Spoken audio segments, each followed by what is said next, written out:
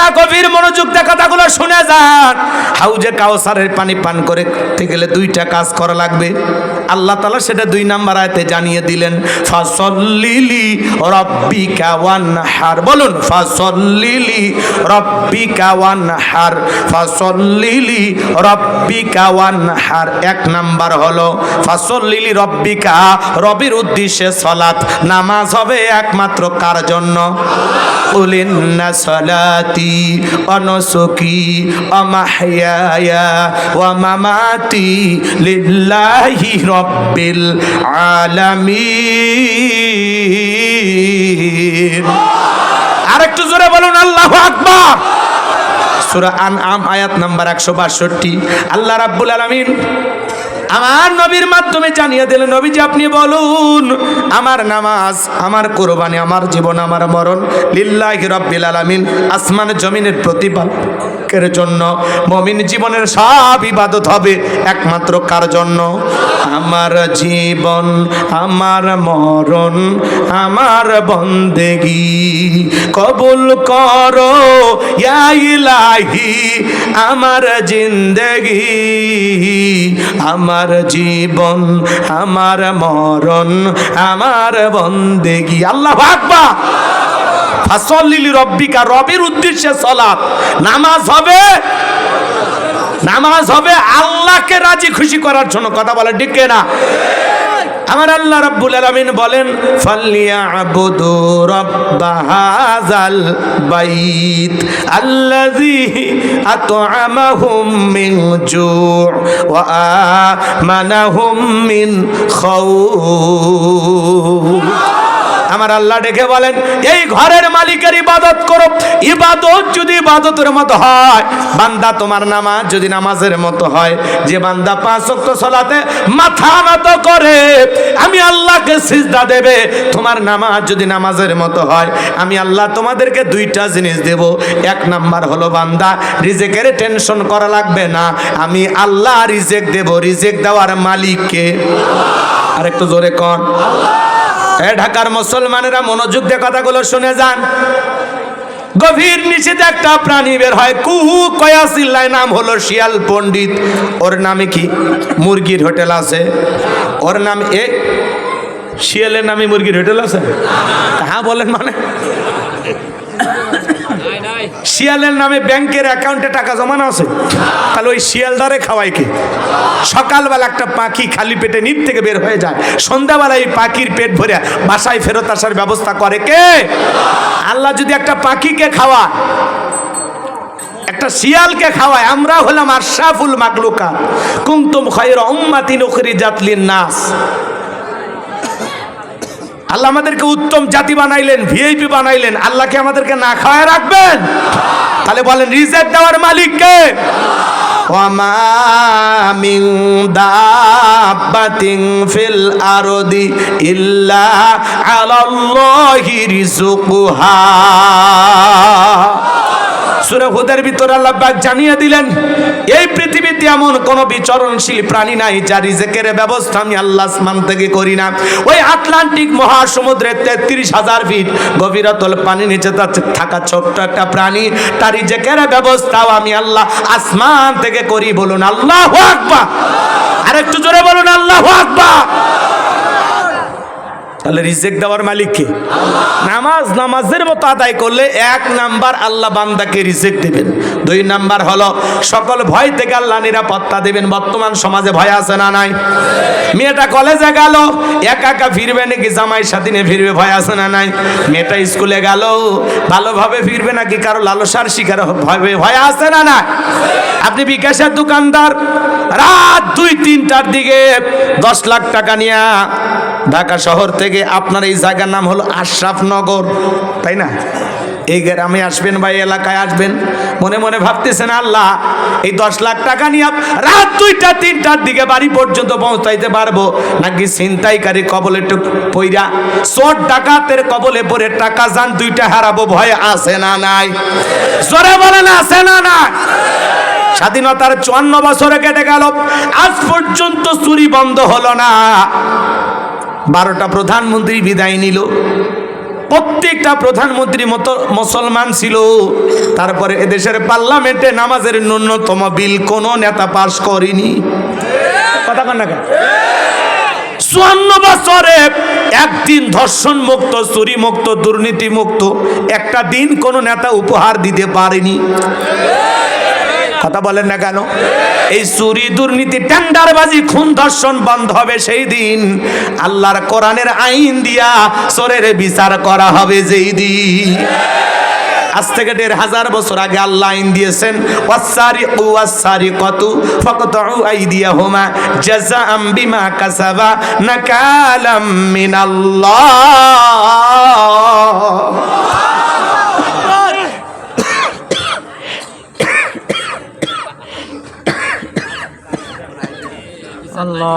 আজ থেকে আল্লাহ 1500 বছর আগে আইন দিয়েছেন সূরা মাইদার 38 নম্বর আয়াতে, চোর পুরুষ হোক আর নারী হোক, আল্লাহর বিধান, আল্লাহর ফয়সালা। অপরাধ যদি প্রমাণিত হয় চোরের হাত কেটে দাও।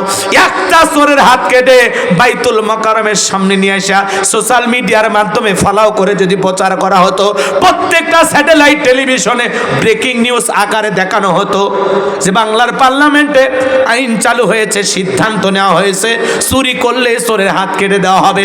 একটা চোরের হাত কেটে খালি ভিডিও ভাইরাল করে দেন, 24 ঘন্টায় বাংলাদেশের চোরেরা তওবা করে আল্লাহর ওলি হয়ে যাবে।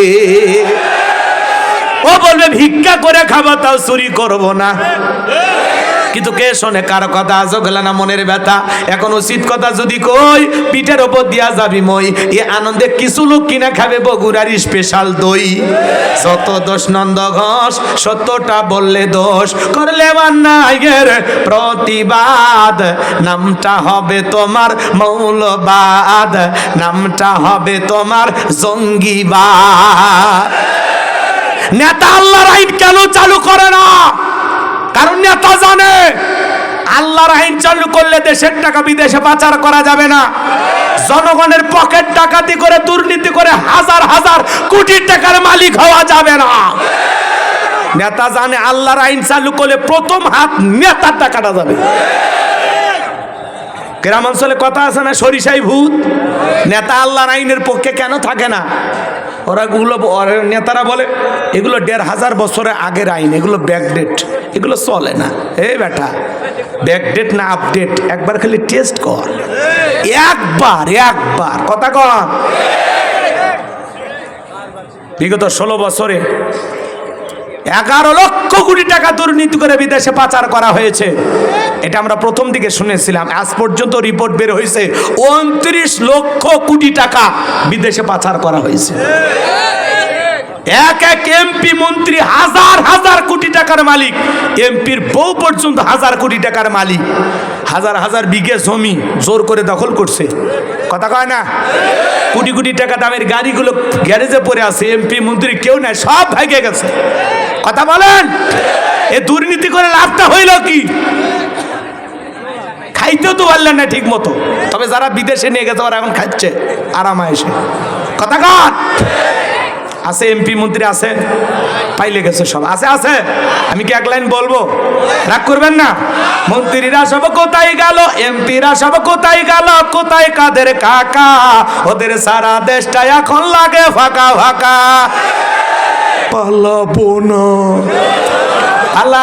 পালাবো না যায় না তাদের দেখা, ওদের সারা দেশটা এখন লাগে ফাঁকা ফাঁকা।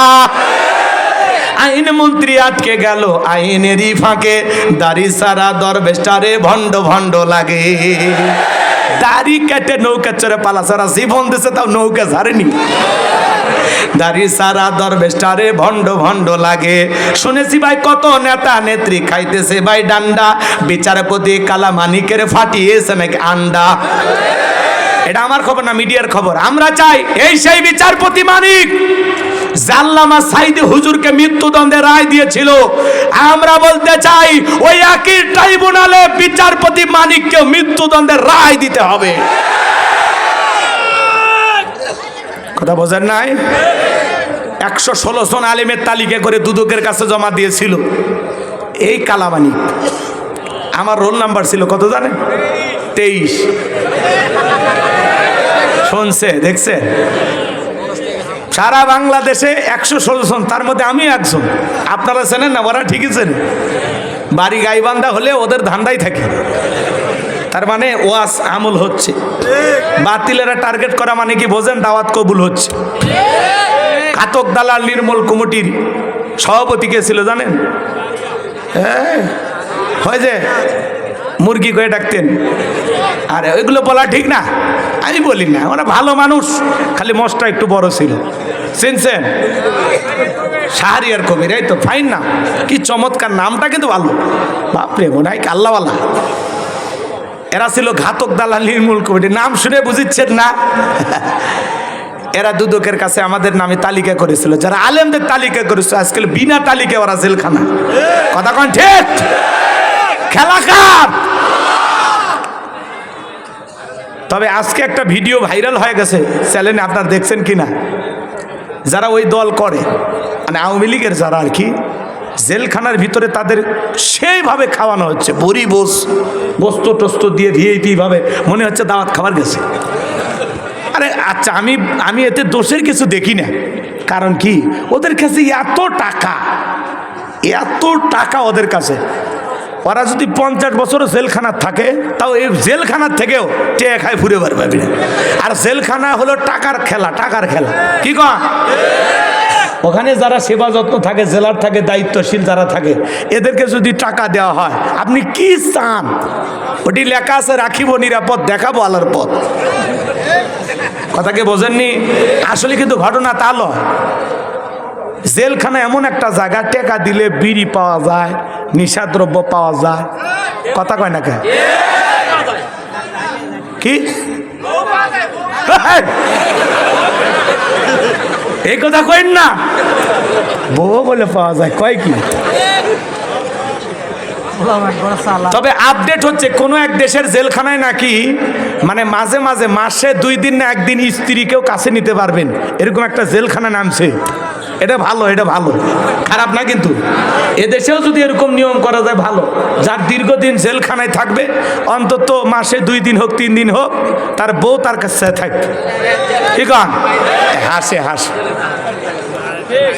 কারণ এদিক শোনেন না ভাই, রাগ করতেছেন আপনারা। তাহলে জেলখানায় টাকা দিলে সবই পাওয়া যায়। কেউ মুরগি চুরি করে ছেঁচড়াছ, অথবা ধরে হাঁড়ি পাতিল চুরি করছে। ঢাকা শহর আপনারা বউ বাচ্চা সব গার্মেন্টসে গেছে, চাকরি দিয়েছে, বাড়ির সামনে হাঁড়ি পাতিল ছিল, ছেঁচড়াছ চুরি করছে, মানুষজন ধরে জেলখানা নিয়ে গেছে। জেলখানা যায় ডাকাতে সর্দারের সাথে কাছে ধাক্কা। তখন বলছে, কি চুরি করছো? তোর বাড়ি কোথায়? আমার বাড়ি ঢাকা আসুলি। কি চুরি করছো? ওই হাঁড়ি পাতিল আর কিছু মুরগি চুরি করছে। কার পেটা? 2026 সালে কেউ মুরগি চুরি করে? হাঁড়ি পাতিল এদিকে। ডাকাতের সর্দারের সাথে দেখা হয়, ট্রেনিং নিয়ে ওই নতুন ডাকাত হয়ে বের হচ্ছে। চোর ঢুকছে মুরগি চুরি করে, ওই এখন ডাকাতের প্রশিক্ষণ নিয়ে পিস্তল নিয়ে রাস্তায় দাঁড়ায়। এই জন্য ধর্ম উপদেষ্টা আফম খালিদ হোসেন সাহেব বলেছেন যে প্রত্যেকটা জেলখানায় নামাজ আর কোরআন তিলাওয়াত বাধ্যতামূলক করা লাগবে, যাতে এই লোকগুলোকে দ্বীনের তালিম দেওয়া যায়। আল্লাহু আকবার। ভালো মানুষের চিন্তা ভালো, কথা বলেন না কেন?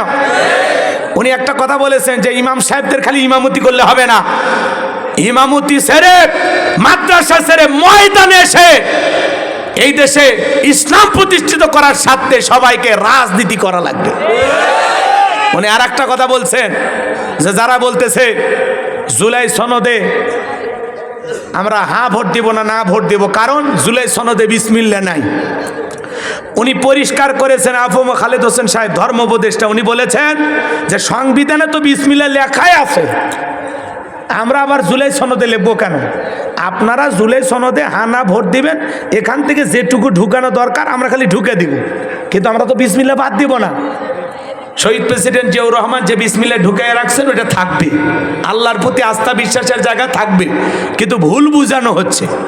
অতএব আপনারা এগুলো মিথ্যা প্রচারণায় কখনো গা ভাসাবেন না। উনি সত্যটা বলেছেন যে এখান থেকে সামান্য কিছু আমরা ওই জায়গায় নিয়ে যাব। কথা বলেন না কেন? এই জন্য জনগণ, আমরা যদি চাই আগামীতে সৎ মানুষ হবে আমাদের নেতা। কথা বলেন, এদিকে তাকান। সৎ, যোগ্য, নির্ভীক আল্লাহওয়ালাদেরকে নেতা বানাইতে হবে, নামাজি মানুষকে শাসক বানাইতে হবে। কথা বলেন। আপনার এক আঙ্গুলের ছাপে কোন দুর্নীতিবাদ, চাঁদাবাজ, সন্ত্রাস যেন দেশের নেতা না হতে পারে। খালি মোসার ভুরি দেখা নেতা বানাইলে হবে না, আল্লাহওয়ালা দেখে নেতা বানাইতে হবে। কথা বলেন। এটাই সেই ইসলাম কায়েম হোক, আল্লাহর আইন চালু হোক। কারা কারা চান একটু হাত তুলে দেখান তো দেখি। লিল্লাহি তাকবীর।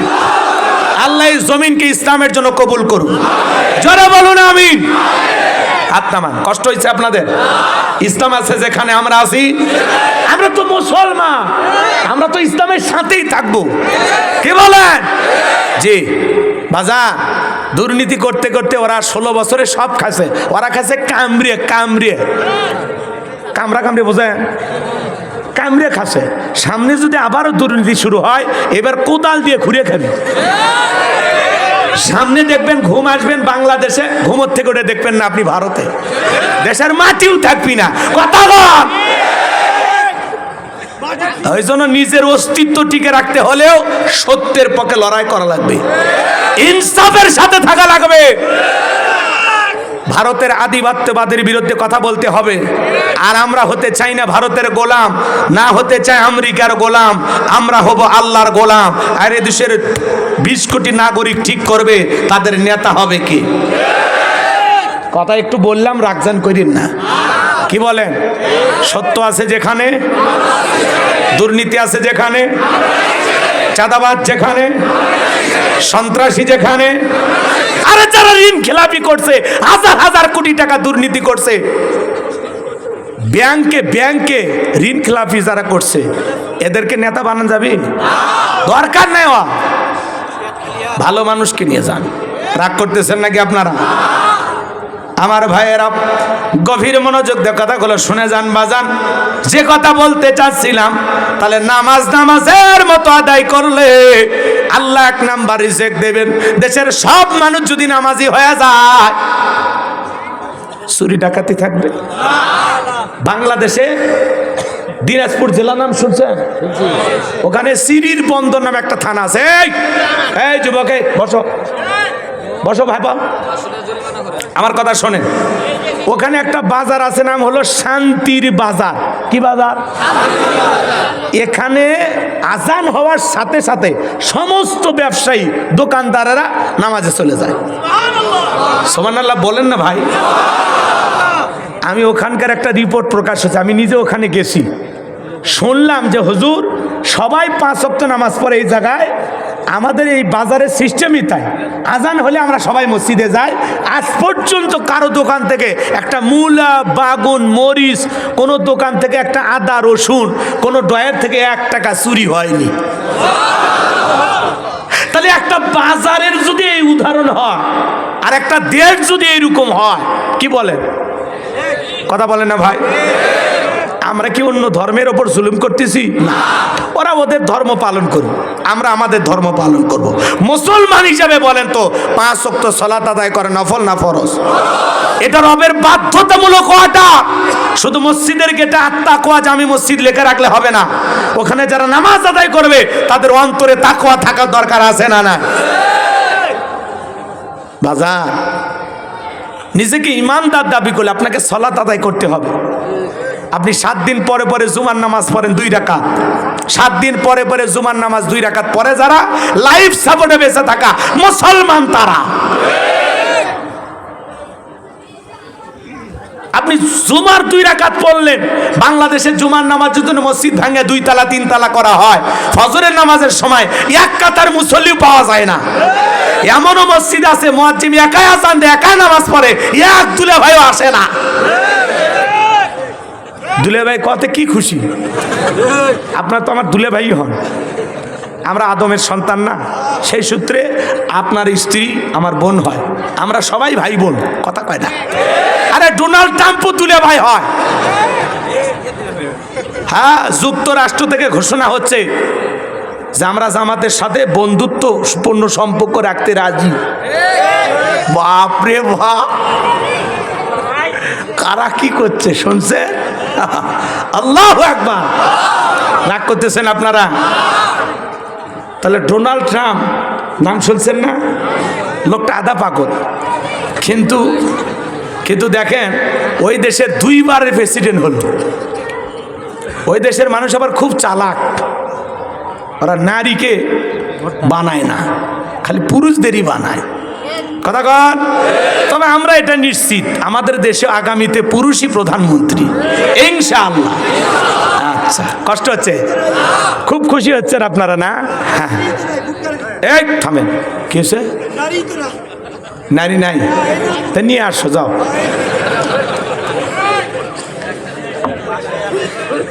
একজন করছে হাও ভোট দেব না, নাও ভোট দেব না, আমি ভোটই দিবার যাবো না। তাও কি করবেন? কিছু করার আছে? তো এই ছেলে বুঝিচ্ছে না। আমি তো এখনকার কথা বলতেছি। ও আবার করছে নারী তো নাই, নারীকে দেশের অভাব আছে, তো রুমিন ফারানাকে নিয়ে যাও। ব্যারিস্টার রুমিন ফারানা নাম শুনছ? হাঁস মার্কা, হাঁস মার্কা।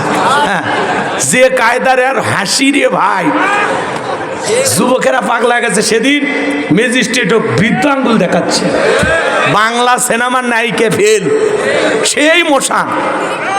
কথা কেন? হ্যাঁ, ম্যাজিস্ট্রেটের সামনে যা আপনারা কি করেন? সবাই আপনাকে বৃদ্ধাঙ্গুল দেখায়। এখন ওনার সাথে আছে এক হুজুর, আল্লাহ জান কোনো মতে হুজুরের ইজ্জতটা রক্ষা করে, না হলে হুজুর কিন্তু এই রুমিন ফারানার হাঁসের কাছে যদি হারিয়ে যায়, হুজুরের আর ইজ্জত থাকবি না। হুজুর বহু কষ্টে এই সিটটা পাইছে। কথা কয় না কেন? লাঠি ধরা হুজুর চেনেন না? নাম বলার দরকার নেই, তবে আমি হুজুরের বিজয়ী কামনা করি। কিন্তু রুমিন ফারানা যে জেদ শুরু করছে ভাই, এই নেত্রী যে খেলা দেখাচ্ছে, কি যে হবি। ওই করছে আওয়ামী লীগের সময় আমি ভয় করিনি, আর আপনারা আমি রুমিন ফারানা, আমার দল লাগে না, আমি হাঁস নিয়ে আগে যাবো। সেই বসান ভাই, মার্কাও এটা পাশে। রুমিন ফারাক বলছে হাত জব করে রান্না বান্না করো, আমরা এসে খাইয়া যাবো। আল্লাহ, এ দেশে কত ধরনের খেলা। একটা ম্যাজিস্ট্রেট থাক বুড়ো আঙ্গুল দেখাচ্ছে, ওই মহিলার কথা শুনে ওই ম্যাজিস্ট্রেট কাঁপতিছে। ওই যে দ্বিতীয়বার কথা কবি, আর কথাই কয়নি ভয়ে, বলতেছে আমি না বললে আপনি যেতেও পারবেন না। ওর আরো ভয়। তাহলে এরা পাস করার আগে যদি এই ভয় দেখায়, এরা পাস করলে কি হবে? এরা কাকে গণবি, কাকে টাইম দিবি না। তো এরকম ভাই একটু চিন্তা ভাবনা করে কাজ করা লাগবে। কথা বলেন। আজ এক নেতা গাড়ির সিগন্যাল দিয়েছে, ট্রাফিক কয়ে গাড়ির সিগন্যাল, আমি জরুরি মিটিং আছে, ছেড়ে যাও। সে একটা উগ্র আচরণ। কেন? আপনি কত বড় নেতা আছেন, গাড়ির থেকে নামেন, ট্রাফিক সিগন্যাল দিছে, ওনার সাথে কথা বলে তারপরে যান। ভদ্রতা নাই? হ্যাঁ, নেতার মুখ আটকিচ্ছে না। এক নেতা স্লোগান দিয়ে, এক থাম শুয়ারের বাচ্চা থাম। নেতার মুখের ভাষা যদি এই হয়, এই নেতা সংসদে যা জনগণ কি কয়ে গালি দিবি আল্লাহ ছাড়া কেউ জানে না। হ্যাঁ, নেতার মুখের ভাষা, সুবহানাল্লাহ, আস্তাগফিরুল্লাহ। এই দেশে যে কি, আমরা যে কবে মানুষ হব, আল্লাহ আমাদের হেদায়েত দান করেন। একটু জোরে কোন আমিন। না করছেন? তাহলে 5 ওয়াক্ত সালাত এটা রবের বাধ্যতামূলক অর্ডার, আদায় করতেই হবে। নিজেকে ইমানদার দাবি করলে কথা বলেন ঠিক না? ভাইয়েরা আমার, পা দুটো আগায় দেন, আমি গোলাম রব্বানি আপনাদের পা ধরে বলে যাই। রসুল বলেছেন বাইনাল আবদি ও বাইনাল কুফরি তারকুস সালাহ। একজন ইমানদার একজন বেঈমানের মধ্যে পার্থক্যকারী যে জিনিস, তার নাম হলো সালাত। ইমানদার নামাজ আদায় করে, বেঈমানের নামাজ পড়ে না। কথা বলেন ঠিক কিনা? আপনি নিজে 1 ওয়াক্ত নামাজ পড়েন, আপনি বলেন আমি পাক্কা ইমানদার। ভাই, আপনি কি চায়না টাইজ দিয়ে ফাঁকা করছেন? হ্যাঁ, আপনার ইমান পাক্কা না, আপনার ইমান ফাঁকা। শয়তান দিয়েছে আপনার ধোকা। যে 1 ওয়াক্ত নামাজ পড়ে না, নিজেকে পাক্কা ইমানদার দাবি করে, ও পাক্কা ইমানদার না, ওর মনের মধ্যে পাক্কা শয়তানি ঢুকছে। আর শোন, মসজিদে আজান হলে আমরা দুনিয়াবি কাজে ব্যস্ত থাকবো না। 5 ওয়াক্ত সালাত আল্লাহকে রাজি খুশি করার জন্য কারা কারা আদায় করেন হাত তুলে দেখান। আল্লাহ আমাদের সবাইকে 5 ওয়াক্ত নামাজি বানায় দেন। চিল্লা বলেন আমিন। আর একটু জোরে বলেন আমিন। হাত নামান আমার ভাইয়েরা। 2 নাম্বার হলো ওয়ানহার। ওয়ানহার মানে কুরবানি করা, নিজের আমিত্বকে কুরবানি করা, অহংকারকে কুরবানি করা, নিজের ভিতরে থাকা পশু সুলভ আচরণকে কুরবানি করা, নিজের জানমাল কুরবানি করা। শহীদ আবু সাইদ মুগ্ধের মতো দেশের জন্য কুরবানি হওয়া, শরীফ ওসমান হাদির মতো এই দেশের জন্য কুরবানি হওয়া। কথা বলেন। আমরা মনে করি কুরবানি মানে খালি গরু ছাগল জবাই করা। 7 জন একটা গরু ভাগে কেনে, 4 জন দড়ি ধরে টানে, পিছন থেকে 3 জন ঠেলে। এমন দুর্বল গরু যেই গরুর উপরে বয়স্ক ভাতা ওয়াজি, শরীরে সব হাত দেখা যায়, কুরবানি স্থান পর্যন্ত হাঁটে যাওয়ার শক্তি নেই, কোলে করে নিয়ে যায়। আছে না নাই? হুজুর বলতেছে চাচা এই গরু জবাই করেন না হুজুর, এই গরু জবাই করেন না। তখন বলছে হুজুর ওপরে হাত দেখা গেলে ভিতরে গোস্ত সেট করা আছে, আপনার দায়িত্ব জব করে দিয়ে চলে যান তো। এই দুর্বল গরু, এই যে বয়স্ক গরুগুলো যে আপনি জব করবেন, টান দিবেন, এর থেকে চলে যাবি সেই চিড়িয়াখানা মিরপুর, সারে দিবেন, আবার চলে আসবি আশুলিয়া আশরাফনগর। এই গোস্ত কিন্তু আপনি চাইবে খাইতে পারবেন না, গিলে খাওয়া লাগবে। এই ধরনের গরু জবাই করা যাবে না। তাসুরুন নাযিরিন, চমৎকার হুষ্টপুষ্ট দেখতে সুন্দর। কথা বলেন। একটা ভালো গাবি জবাই করবেন। আমার দিকে তাকান, যারা কুরবানি দেবেন, কুরবানির ওয়াজ আপনাদের ইমাম সাহেব করবে। 3টা জিনিস খেয়াল রাখবেন যারা কুরবানি দেবেন। 1 নাম্বার, নিয়ত সহি, কুরবানি আল্লাহর জন্য। ইন্নামাল আমালু বিন্নিয়াত, প্রত্যেকটা কাজ নিয়তের উপরে নির্ভরশীল। অনেকে বলে হুজুর বছরকার দিন কুরবানির দিন, ছেলে মেয়ে মানুষের গোস্তের দিকে তাকায় থাকবি, এটা আমি সহ্য করে পাবো না, অতএব কিস্তি তুলে হলেও কুরবানি দেবই। আছে না ভাই? হুজুর নতুন মেয়ের বিয়ে দিলাম, জামা বাড়িতে গোস্ত না পাঠালে মান সম্মান থাকবে না, অতএব সুদের ওপর টাকা নিয়ে হলেও কুরবানি দেবই। বলেন এই নিয়তে কুরবানি দিলে হবে? আগে খাওয়ার নিয়তকে। কুরবানি করা মানে কি? স্যাক্রিফাইস করা, ত্যাগ করা, বিলিয়ে দেয়া, বন্টন করা। ভোগের নাম কুরবানি নয়, অন্যের মুখে হাসি ফুটানোর নাম হলো কুরবানি।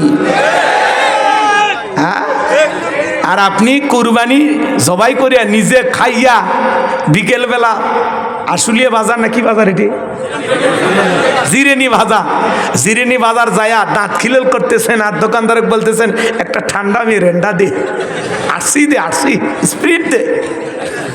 আর আপনার প্রতিবেশী মশলা বাইটা, আদা রসুন বাইটা অপেক্ষায় আছে। বাচ্চাগুলো বলতেছে মা কই, কষ্ট তো রান্না করো না। কয় বাবা একটু অপেক্ষা কর, ওই যে প্রতিবেশী কুরবানি দিছে, 2-4 টুকরা দিলে আমি তোদেরকে রান্না করে খাওয়াবো। আপনার প্রতিবেশী মশলা আদা রসুন বাইটা অপেক্ষায় বসে আছে, আর আপনি গোস্ত ফ্রিজে রাইখা নিজে খাইয়া বাজারে যা আসছি খাচ্ছেন, ঠান্ডা খাচ্ছেন। আরে মুসলমান, এর নাম তো কুরবানি নয়। আপনার আশেপাশে প্রতিবেশী যারা কুরবানি দেয়নি, যারা গরিব দুঃখে আছে, ওদের ঘরে আগে 2-4 টুকরা করে পৌঁছান, ওদেরকে আগে দেন, এরপরে নিজে খান, বাঁচলে ফ্রিজে রাখেন। কথা বলেন। আপনি কুরবানির দিনে গোস্ত বিতরণ করতে খুশি হলেন না, তো কি বিতরণ করবেন? গরিব দুঃখী চাইতে আসে, কি ঝাড়ি মানে দেওয়া শেষ, চলে যান তো। এই ছোট লোকের এখন সারাদিন ভিড় করবে, এ ছোট লোক দেখে তো তুতু এর আসছে, বেটা বেয়াদব, ব্যবহার শিখলি না। গরিব মানুষ আসছে তো কি হয়েছে, দিলে দে, না দিলে ভালো আচরণ কর, যে বাবা নাই আমাদের যা ছিল ফুড়ে গেছে।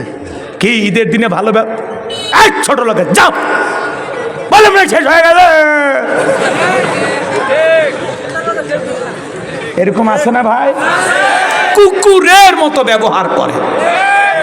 বছরকার একটা দিন, ওই দিন তো মেজাজটা ঠিক থাকা দরকার, নাকি বউ মারছে? মাঝে মাঝে বইয়ের হাতে মার খাবেন, তাহলে শিক্ষা হবি, খান, কিন্তু কারো কাছে বইলেন না, ইজ্জতের ব্যাপার।